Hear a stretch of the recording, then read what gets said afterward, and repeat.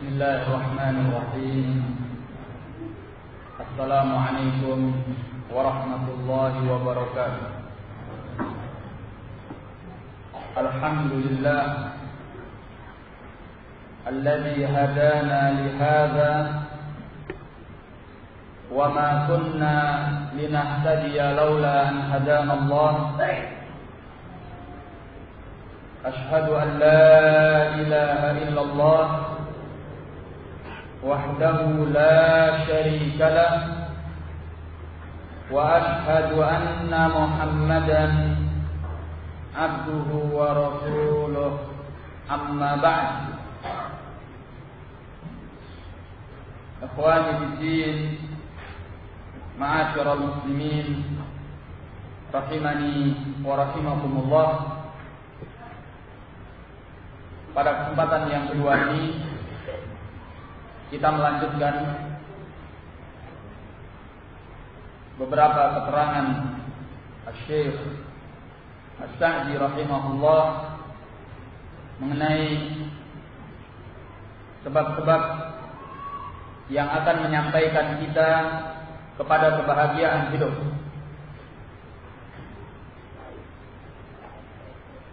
Sebab yang kelima yaitu, dan ini termasuk sebab yang sangat besar di dalam melapangkan dada dan menenangkan hati,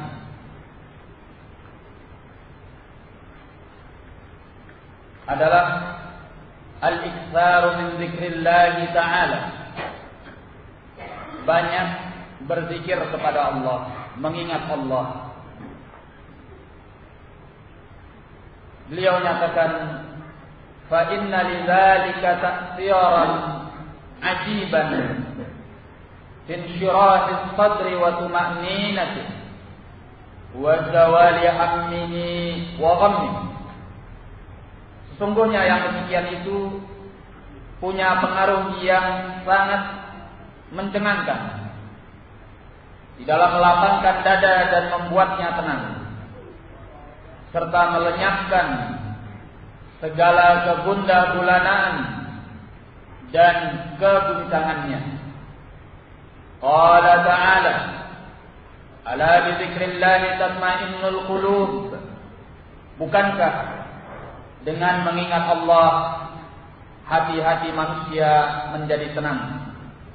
Ini dalam surah Ar-Ra'd ayat yang ke-28. Falidzikrillahi atharun 'azimun fi husuli hadzal matlub li khassiyatihi wa lima yarjuhu al-'abdu min thawabihi wa ajrihi. Bagi zikrullah pengaruh yang cukup agung di dalam menghasilkan apa yang diinginkannya dan terhadap apa yang diharapkan oleh seorang hamba dari pahala dan ganjarannya.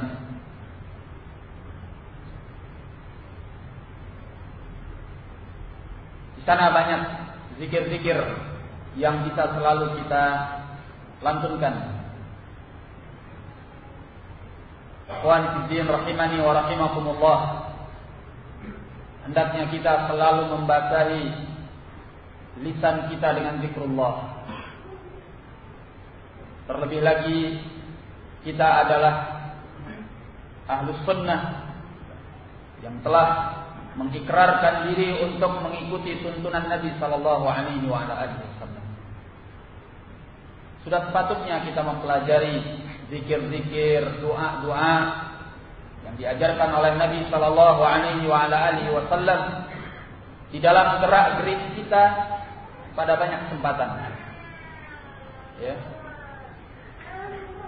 Suatu hal yang sangat memalukan atau sangat disayangkan kalau kita tidak hafal akan zikir-zikir itu. Zikir-zikir yang diajarkan oleh Nabi sallallahu alaihi wasallam selain membuat ketenangan jiwa, kelapangan dada juga melindungi kita dari berbagai kejelekan dan kejahatan. Dan tentunya jaminan pahala di sisi Allah adalah perkara yang tidak diragukan lagi.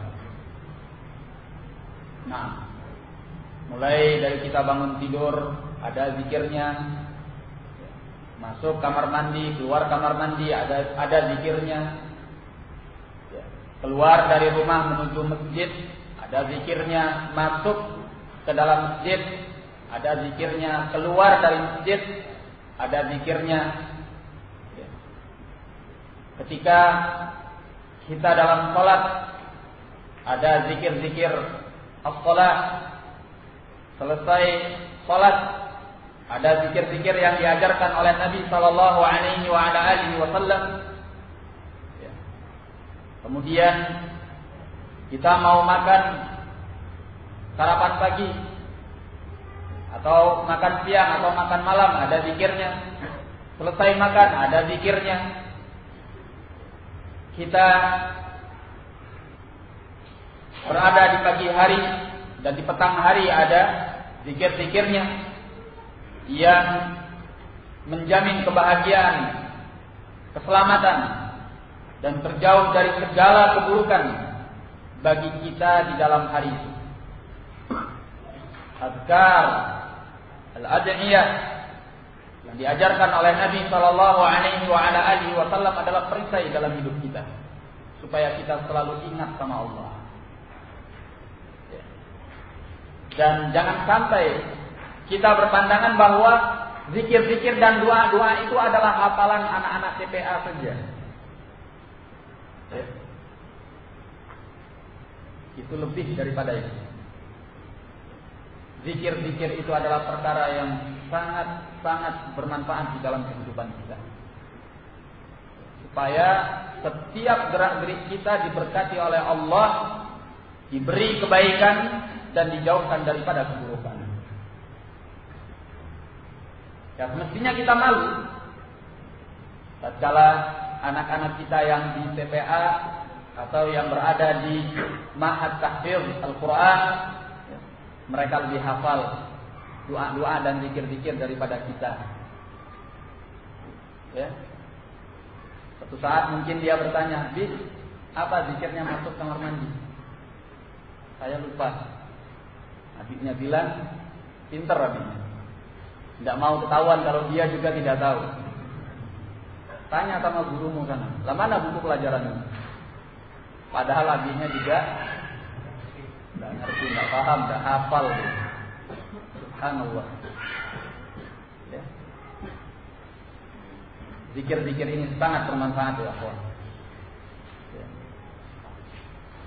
Sekarang ada buku-buku saku yang berisikan tuntunan-tuntunan zikir yang diajarkan oleh Nabi Sallallahu Alaihi Wasallam. Sebelum kita hafal dengan baik, ya tidak mengapa. Buku saku itu kita kantongi dan kita baca zikirnya ketika kita akan melakukan hal yang akan kita lakukan. Sampai kita hafal baru kita tinggalkan. Kita tinggalkan untuk membawa buku itu. Ya. Ini perkara yang sangat bermanfaat. Jangan kita merasa malu.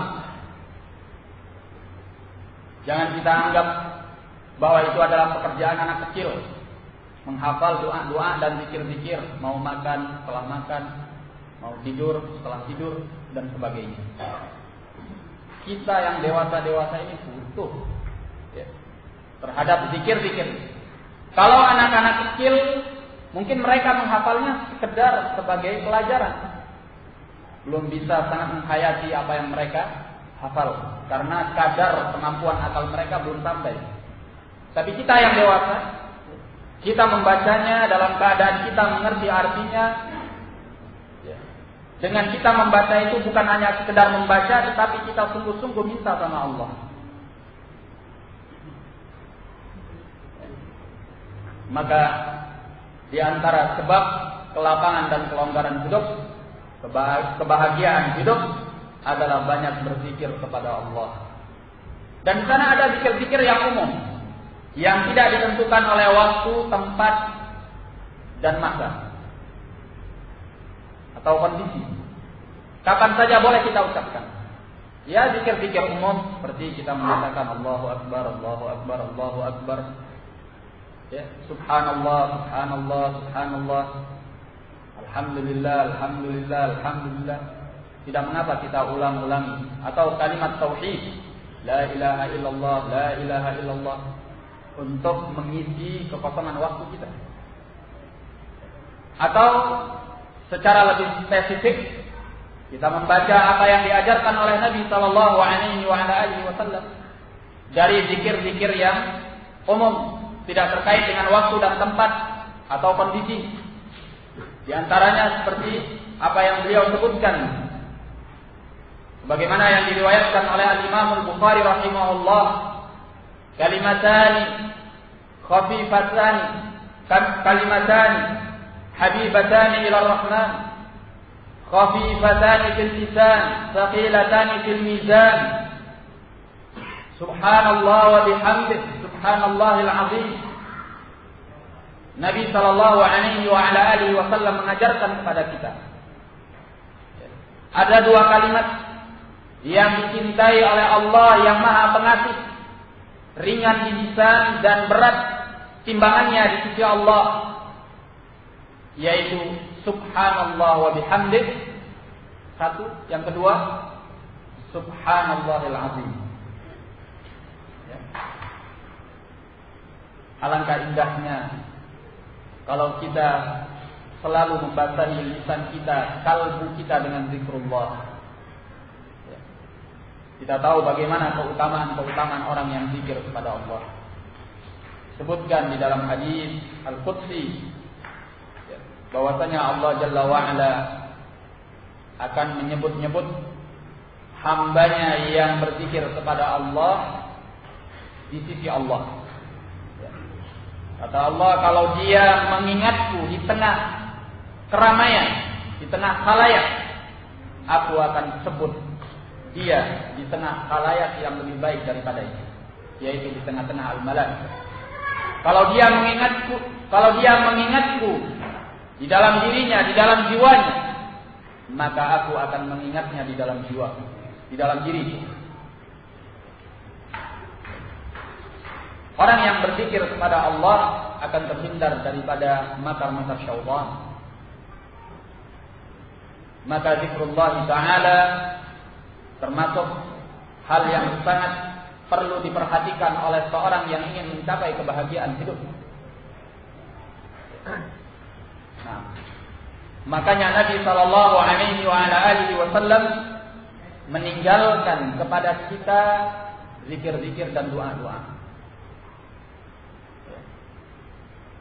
Kalau kita ingin yang simpel ada, ingin yang tebal bukunya juga ada, lengkap seperti Al-Azkar An-Nawawi.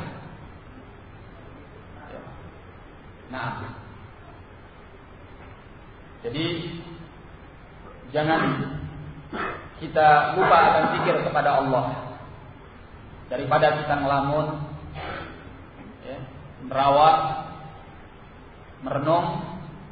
Kadang apa yang kita pikirkan tidak jelas, mengkhayal ke sana dan kemari, dari timur sampai barat, dari utara sampai selatan. Maka lebih baik kita zikir kepada Allah daripada kita mengisi waktu dengan obrolan-obrolan yang tidak jelas, juntrungannya ngalor ngidul. Alangkah baiknya kalau kita zikir sama Allah. Amalan al-azkar ini tidak identik atau tidak pula milik ahlul bidah.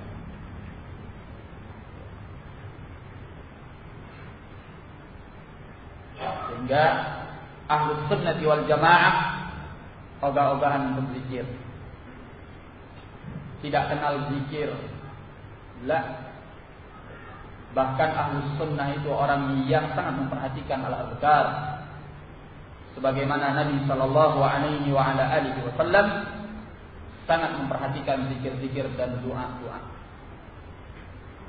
Di samping itu, ikhwani fid din, ma'asyiral muslimin rahimani wa rahimakumullah, zikir-zikir yang kita ucapkan, doa-doa yang kita baca di dalam setiap gerak-gerik kita, itu adalah realisasi daripada tauhid kita kepada Allah. Realisasi bahwa kita adalah hamba Allah, bukan hamba yang selainnya. Sehingga kita tidak pernah terlepas, kalau bisa sedetik pun atau semenit pun, daripada mengingat Allah.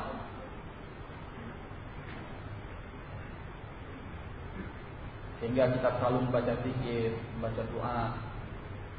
Ya.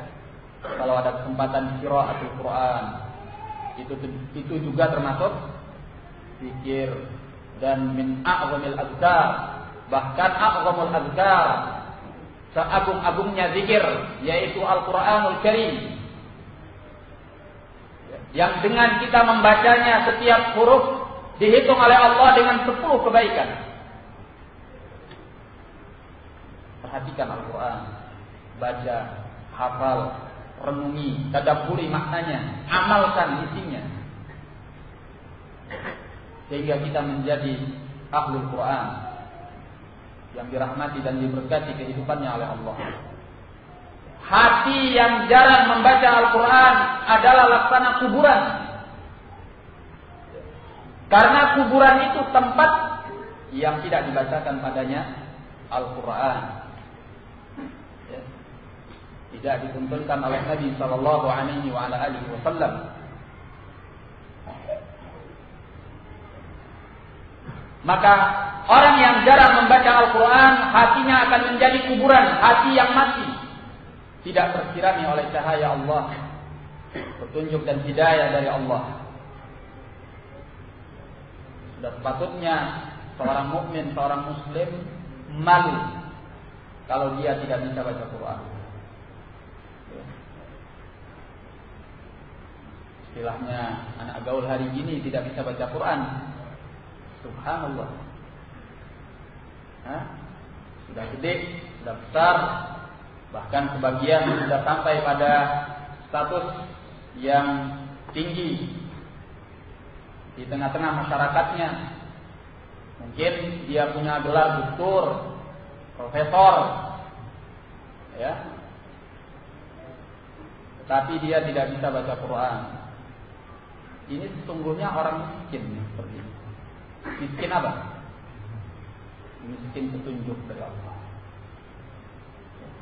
Ilmu keduniaan dia sampai mendapat predikat sebagai doktor, sebagai profesor, tapi dalam hal agama Quran dia tidak bisa baca. Tidak kenal huruf-huruf Al-Quran, al-alif wal ba wal ta. Subhanallah. Orang yang membaca Al-Quran akan dimuliakan oleh Allah.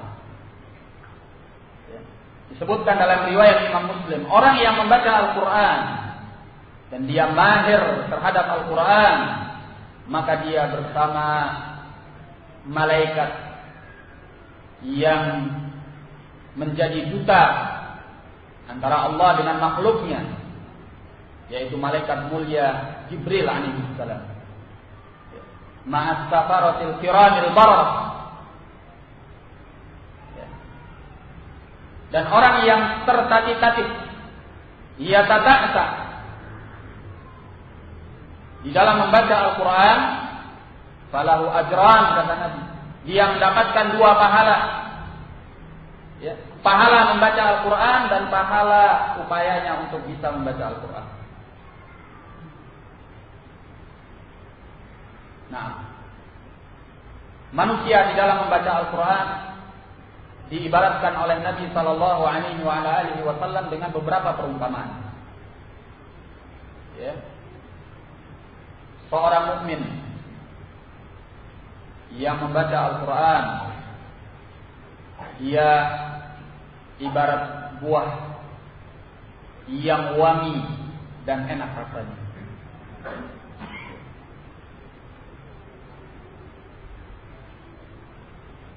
Saya lupa apa nama buah yang disebutkan oleh Nabi dalam hadis. Nah, tapi buah itu adalah buah yang wangi dan enak rasanya. Karena dia mukmin, ya, jiwanya baik, kemudian dia membaca Al-Quran, maka dia seorang yang wangi semerbak dengan membaca Al-Quran. Kemudian seorang mukmin yang tidak membaca Al-Quran ibarat tamr, kurma. Enak rasanya, tetapi tidak ada wanginya. Tidak ada orang yang pernah mengatakan, wangi sekali kurma ini. Ya, karena tidak punya wangi, tapi kalau dirasakan, subhanallah, enak tenang. Ya, ini kurma. Nah, mukmin yang tidak membaca Al-Quran diumpamakan oleh Nabi seperti ini. Nah, kemudian munafik yang tidak membaca Al-Quran adalah ibarat buah yang tidak enak rasanya dan busuk baunya. Kemudian munafik yang membaca Al-Quran, kata Nabi, adalah ibarat raihanah yang wanginya semerbak tetapi tidak enak rasanya. Ya, munafik saja masih punya pengaruh. Kalau seandainya dia membaca Al-Quran, bagaimana dengan seorang mukmin? Jadi termasuk zikir yang harus kita perhatikan adalah qiraat Al-Quran. Ya, pelajari Al-Quran itu, ya, membacanya, kemudian tajwidnya, ya, kemudian kalau bisa tafsirnya atau sebelumnya menghafalnya, ya, membacanya, kemudian tajwidnya, kemudian menghafalnya, kemudian kalau bisa tafsirnya, ya. Dan upayakan setiap kita membaca Al-Quran, kita mentadabburi apa isi daripada Al-Quran itu, ya. Menyelami atau memahami apa yang sedang kita baca, supaya kita bisa mendapatkan pelajaran dan tambahan iman. Paling tidak kita mengetahui apa artinya ayat per ayat secara literal, walaupun tidak kita mengerti tafsirnya. Itu sebagai kemudahan untuk kita. Allah menyatakan di dalam Al-Quran, walaqad yassarna al-Qur'ana lidzikri fahal min mudzakir. Kami telah mudahkan Al-Quran itu untuk zikir. Apakah ada orang yang mau mengambil peringatan? Al-Quran itu sudah dimudahkan oleh Allah. Nah, banyak ayat-ayat Al-Quran itu yang kita dengan membacanya dan mengerti artinya, kita langsung tahu apa maksud daripada ayat, apa yang diinginkan oleh Allah. Perintah-perintah tentang tauhid, ya, larangan-larangan daripada perbuatan syirik, kisah-kisah tentang orang-orang terdahulu bersama para nabinya yang taat, yang ingkar, apa akibat daripada mereka. Nah, upayakan baca Al-Quran, ya. Bagi yang tidak mengerti bahasa Arab, baca Al-Quran ayat per ayat. Kemudian setelah itu lihat terjemahannya paling tidak, ya, supaya kita ngerti apa yang kita baca, kita resapi.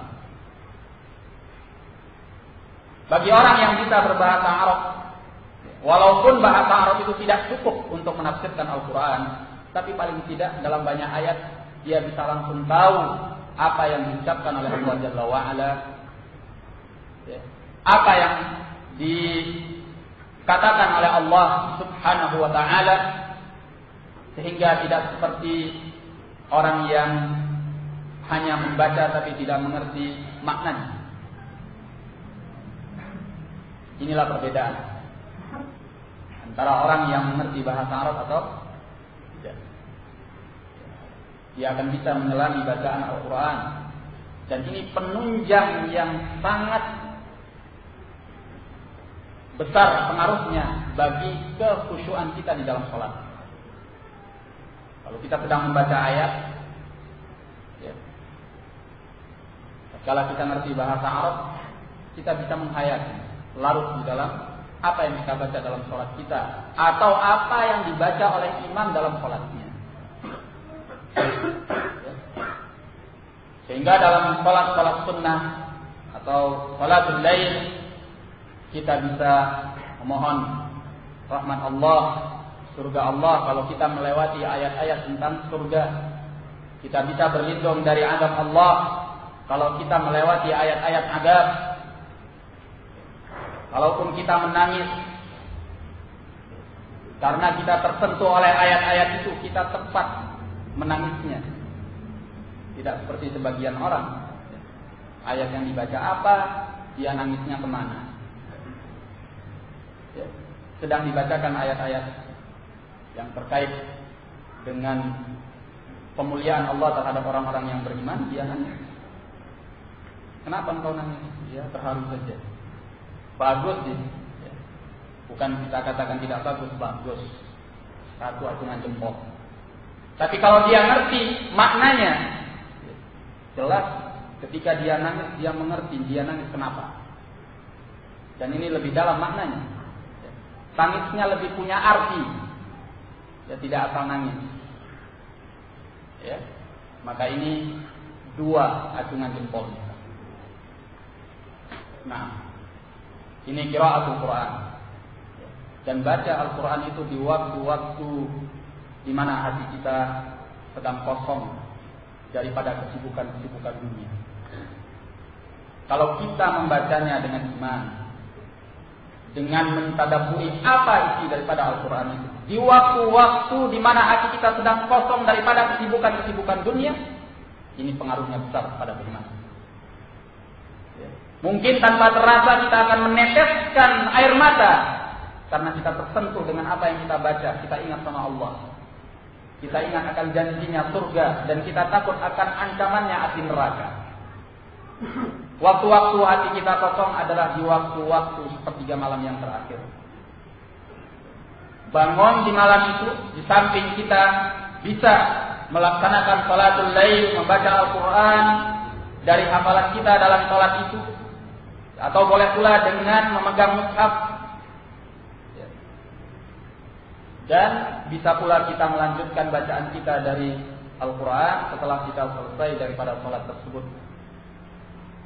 Nah, bacaan kita bisa jadi didengar oleh malaikat yang hadir di dekat kita tatkala kita membacanya di tengah malam yang gelap gulita seperti itu. Sebagaimana terjadi pada sebagian sahabat di masa Nabi sallallahu alaihi wa ala alihi wasallam, wal hadis di sahih Muslim. Nah, jadi membaca Al-Quran harus punya porsi yang cukup di dalam kehidupan kita. Seorang muslim, apalagi dia mengaku bahwa dia sunni, tapi dalam kesehariannya tak sekalipun dia menyentuh Al-Quran, tak sekalipun dia memegang Al-Quran, mulai dari dia bangun tidur sampai tidur kembali. Lah kemana Anda, wahai saudaraku? Hanya sibuk dengan urusan-urusan dunia saja. Engkau lupakan Al-Quran hanya sebagai pajangan di rak hukum. Baca Al-Quran ya akhi. Iqra. Ya. Dia adalah pedoman di dalam hidupmu, menenangkan hati dan jiwamu dari panasnya syahwat dunia. Dunia dan syahwatnya itu panas, membara di dalam hati kita dengan keserakahan, ketamaan, hawa nafsu. Dengan membaca Al-Quran, mentadabburinya, kita didinginkan, ditenangkan, dibuat nyaman, ingat sama Allah. Ini kepentingan membaca Al-Quran. Ya, bagi yang belum bisa baca Al-Quran, segera belajar bagaimana supaya bisa membaca Al-Quran. Ya, supaya Al-Quran itu menjadi pelindung dan penyelamat bagi kita di dunia wal akhirah. Nah, jadi ala bi dzikrillah tatmainnul qulub. Bukankah dengan zikir kepada Allah hati-hati manusia menjadi tenang? Kemudian di antara sebab-sebab yang membawa kepada kebahagiaan hidup, yaitu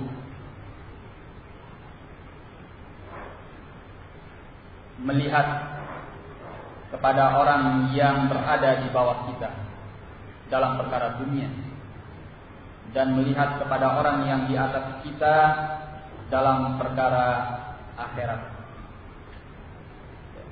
Nabi sallallahu alaihi wasallam di dalam riwayat Imam Muslim dari hadis Abi Hurairah radhiyallahu anhu, beliau menyatakan, "Unzuru ila man huwa asfalu minkum." Lihatlah oleh kalian kepada orang yang berada di bawah kalian. Wala tanzuru ila man huwa fawqakum. Jangan kalian melihat kepada orang yang berada di atas kalian. Fa innahu ajdaru alla tazdaru nikmatallahi 'alaikum. Karena yang demikian itu lebih pantas agar kalian tidak mengingkari kenikmatan Allah atas kalian. Kalau kita selalu melihat orang yang berada di atas level kita dalam perkara dunia, kita tidak pernah syukur dan tidak pernah puas.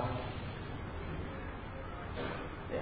Seberapapun kenikmatan yang diberikan oleh Allah kepada kita, kalau kita melihat kepada yang di atas, kita merasa kurang. Aduh, kok cuma segini yang saya dapat? Saya cuma punya sepeda ontel, punya sepeda motor. Ya. Yang punya sepeda motor mengatakan, saya cuma punya sepeda motor jelek begini, butut, bekas. Tadi dia itu baru, ya, Supra X, ya, atau Vega R dan sebagainya. Ya, tidak pernah syukur, nggak ingat dia. Yang punya ontel nggak ingat kalau dulu dia jalan kaki. Allah beri nikmat sehingga dia punya sepeda ontel. Ya, itu nikmat Allah, jangan digelapkan mata kita dengan melihat kepada yang di atas kita.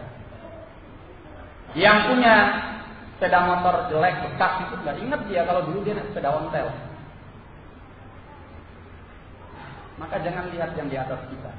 Dalam perkara dunia itu supaya kita puas, supaya kita tenang, supaya kita nyaman, kita syukur kepada Allah. Ingat yang di bawah kita.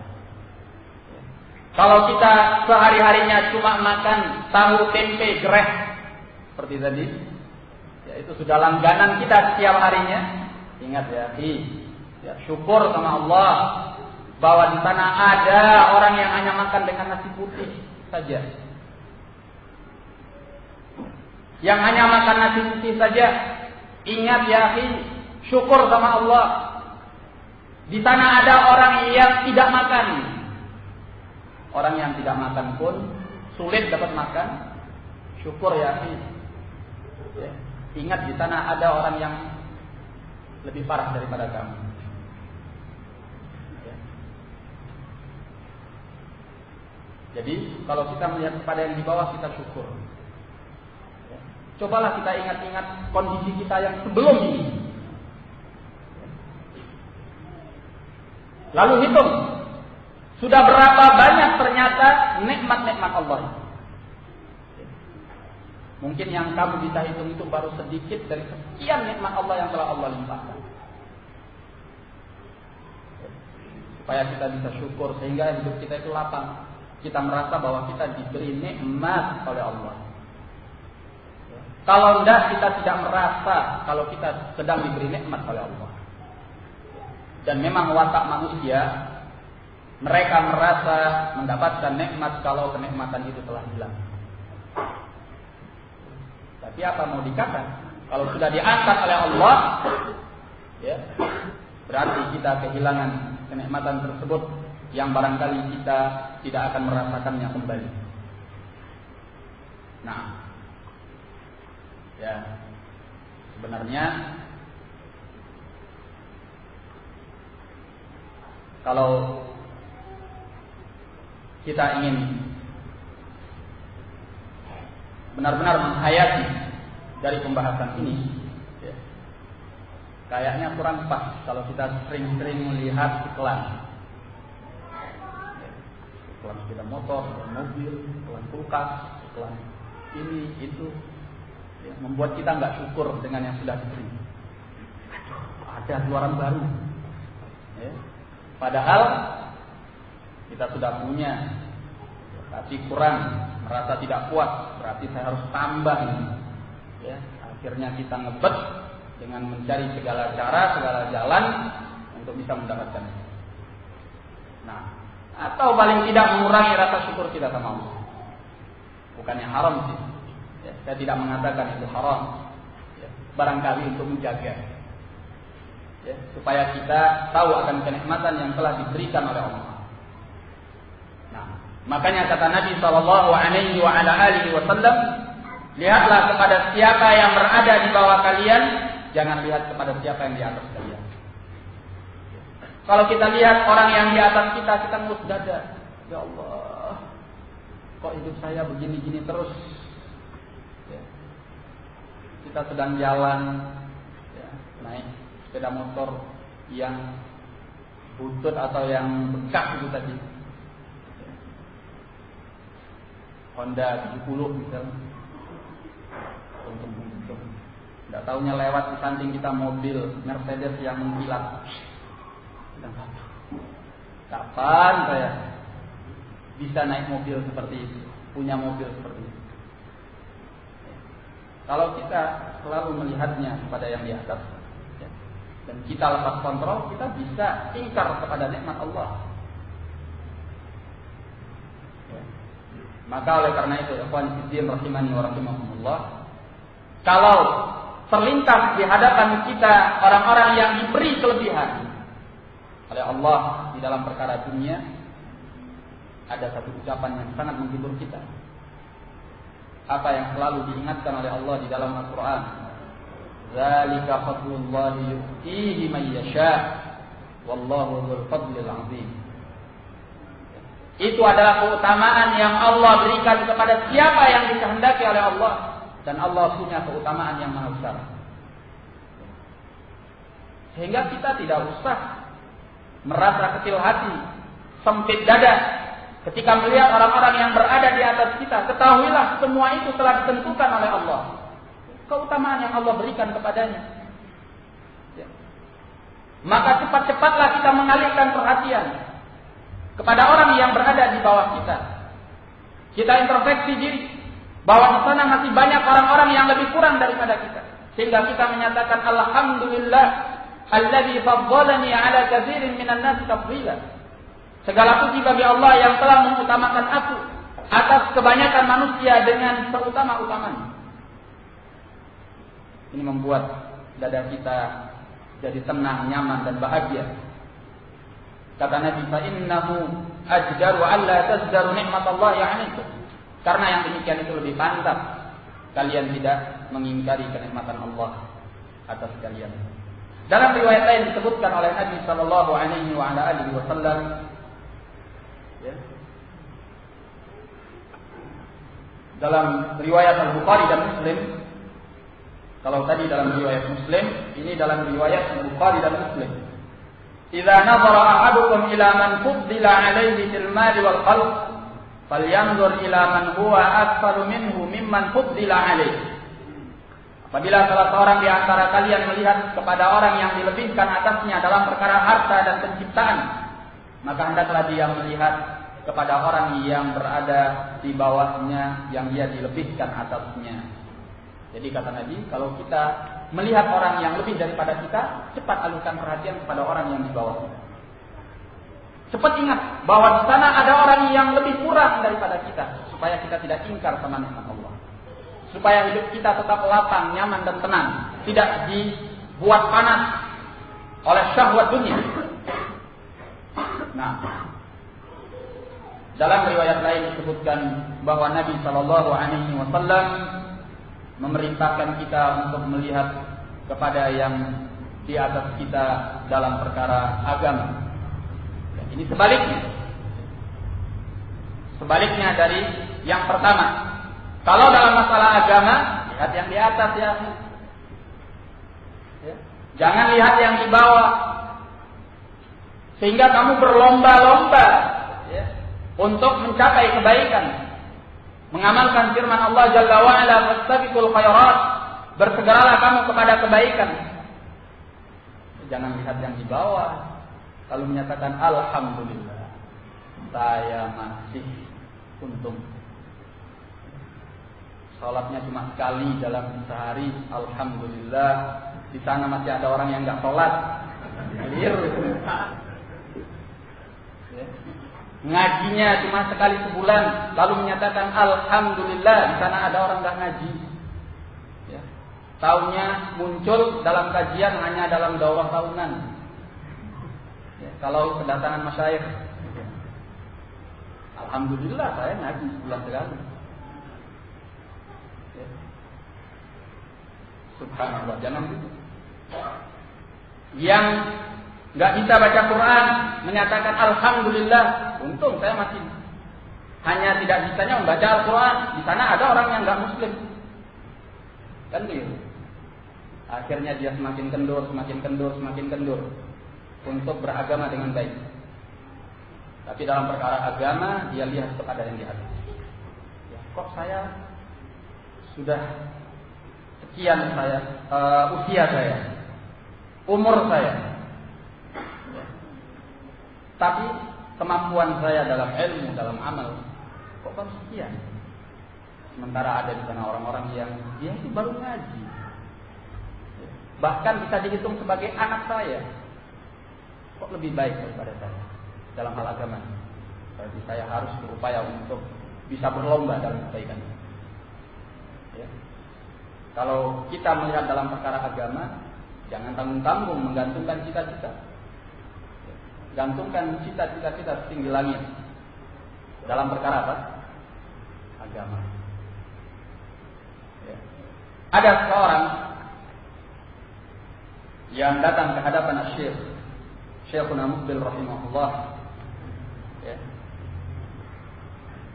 Lalu dia ditanya oleh Syekh rahimahullah. Orang ini seorang yang ya lumayan cukup punya usia. Mungkin sekitar 60 tahun gitu. Jenggotnya sudah memutih. Dia ditanya, engkau belajar ilmu ini, ilmu agama ini, engkau akan menjadi seperti siapa dalam cita-cita dan harapanmu? Dia katakan, saya ingin jadi seperti Syekh Muqbil. Syekh, merugi sekali engkau. Jadilah engkau seperti Syekh Al-Albani atau yang lebih tinggi seperti Al-Imam Ahmad, Al-Bukhari, Muslim. Orang-orang yang Masya Allah di atas kita. Amsalil jibal, seperti laksana gunung-gunung yang kokoh di dalam bidang ilmu. Ya, Al-Imam Al-Bukhari, Al-Imam Muslim, Al-Imam Ahmad. Fulan dari kalangan ahli ilmu. Ya, supaya kita berlomba dalam kebaikan ini. Kalau kita tidak sampai kepada martabat mereka, kita tidak rugi. Bahkan kita untung karena kita telah termotivasi untuk baik. Karena kita tidak merasa cukup dengan apa yang telah diberikan oleh Allah dalam agama kita. Kita terus menambah dan menambah. Sehingga ini keuntungannya. Semakin kita melihat kepada yang di atas kita, semakin kita rajin untuk berlomba dalam kebaikan. Ya, kalau bisa antara kita saling mendukung, saling ingat mengingatkan, kuat menguatkan. Ya. Teman duduk itu sangat berpengaruh. Ya. Kalau kita suka kumpulnya dengan orang-orang yang lemah agamanya, ya. Akhirnya kita juga ikut kendur. Ya. Suka ngumpulnya sama yang kawan-kawan jarang ngaji, akhirnya jarang kumpul dengan orang-orang mulia. Cita-cita kita tinggi ke depan dalam masalah agama sehingga kita berlomba dalam kebaikan. Nah, ikhwani fiddin rahimani wa rahimakumullah. Ya. Jadi di antara kebahagiaan hidup itu adalah bahwa kita melihat dalam perkara dunia kepada yang di bawah kita, bukan kepada yang di atas kita. Karena itu bisa memupus dan melenyapkan hawa panas yang ditimbulkan oleh syahwat dunia. Nah, kemudian Di antara sebab yang bisa membawa kepada kebahagiaan hidup yaitu banyak-banyak kita menceritakan kenikmatan Allah yang zahirah dan batinah yang terjadi pada diri kita. Banyak-banyak mengingatnya dan menceritakannya. Karena itu mendorong kita untuk bersyukur kepada Allah dan jauh daripada sifat ingkar kepada kenikmatan Allah.